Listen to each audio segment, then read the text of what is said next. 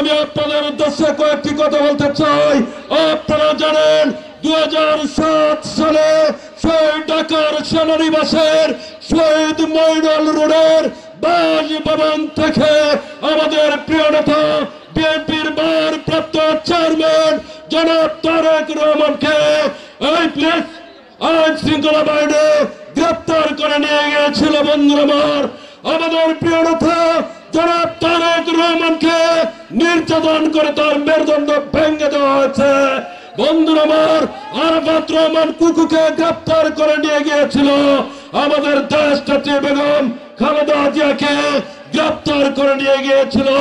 শুধু তাই নয়, মঈনুদ্দিন ফখরুদ্দিনের শাসন আমল থেকে আওয়ামী লীগের শেখ হাসিনা এই জিয়া পরিবারকে নির্যাতন করতে করতে এই বাংলাদেশের 60 লক্ষ বিএনপি অঙ্গ সহযোগী সংগঠনের নেতা কর্মীকে আপনার মামলায় আসামি করেছে। 1.5 লক্ষ মামলা দিয়েছে।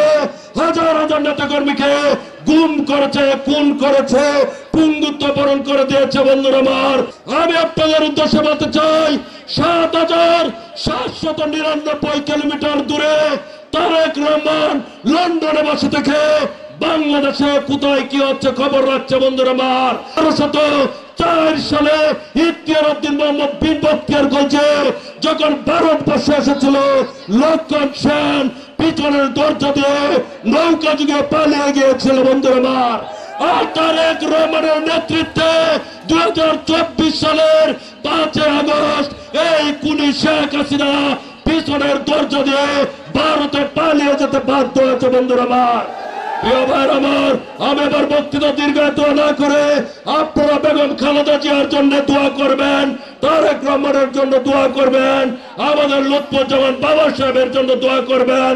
বন্ধুরা তারেক রহমান বীরের বেশে আসবে ফিরে বাংলাদেশে। সকলকে ধন্যবাদ জানাই আমি আমার বক্তৃতা শেষ করছি। বাংলাদেশ জিন্দাবাদ, বাংলাদেশ জাতীয়তাবাদী দল জিন্দাবাদ, শহীদ জিয়া মরক, দেশনেত্রী বেগম খালেদা জিয়া জিন্দাবাদ।